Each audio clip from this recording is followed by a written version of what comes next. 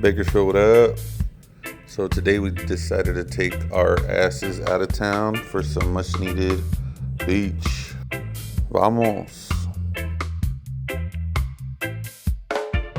We went to Malibu. We set up right here next to the pier. It was chill, quiet, clean beach. Yup.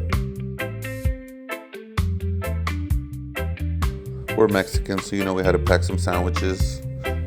Bomb. After we hit the Malibu Farm Cafe for a coffee, got an oat milk vanilla latte.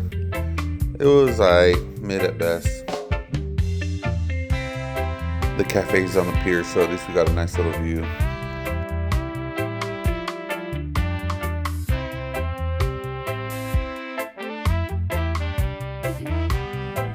The coffee just tasted like milk, and their ordering process sucks ass. Man.